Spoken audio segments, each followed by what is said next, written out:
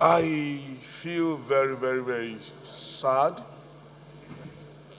disappointed, and not proud to be associated with what is going on at this period of our nationhood. I pray God will register, for posterity's sake, the little opinion some of us have contrary to the general perception, so that when historians will remember this period, they remember that there are one or two persons who chose to speak their mind, even if it doesn't mean anything or change anything. Mr. Speaker, around the same time we had our elections, Senegal held their elections. Senegal conducted election without public holiday. Votes counted. Result came the second day, and everything is moving well in the country. Mr. Speaker, it took INEC 4 years to plan for this. My dear colleagues, riding on what my brother, Honorable Wheeler, just said, we will not be here in perpetuity. We will leave at one stage.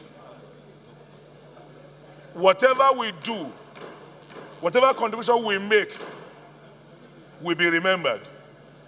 If we chose to side on the path of truth, history will record it. If we choose to side on the path of partisanship, to impress or to play to the gallery, forgetting the fact that this nation, Nigeria, will either become great or otherwise, depending on what you and I choose to do, the direction we choose to go. I would disagree with my friend, Honorable Duri. We did try as a parliament. We passed an electoral act that would have taken care of some of these things, but it was not assented to.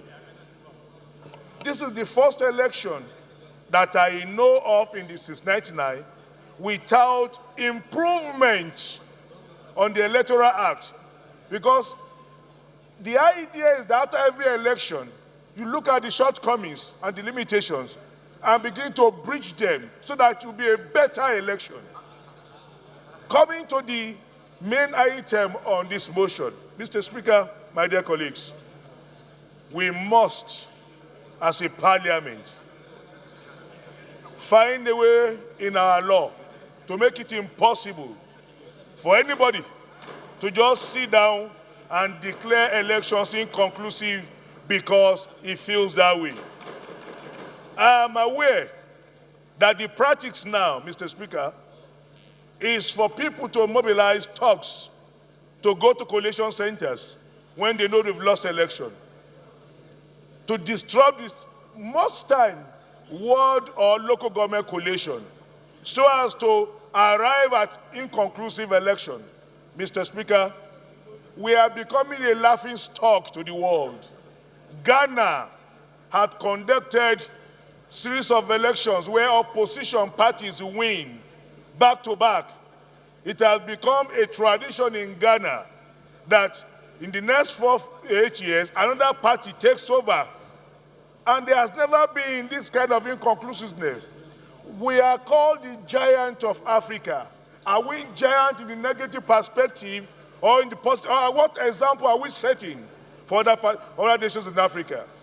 Mr. Speaker, my dear colleagues, I'm appealing to our conscience that this motion is not about which party you belong to. I have colleagues who were in APC, and I have colleagues who are in PDP, who could not get a free and fair election, who lost election because the system is rigged against them.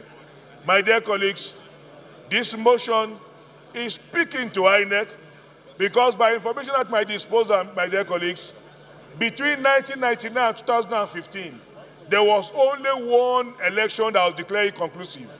But between 2015 and date, we had 20 elections declared inconclusive. I want to speak directly to the INEC chairman. History will record your effort, and history will record the result. History will record what you have brought to an electoral process in Nigeria. If it's improvement, I pray you repeat. If it's the other way, I pray you repeat. All I'm saying this morning, my dear colleagues, is that whatever we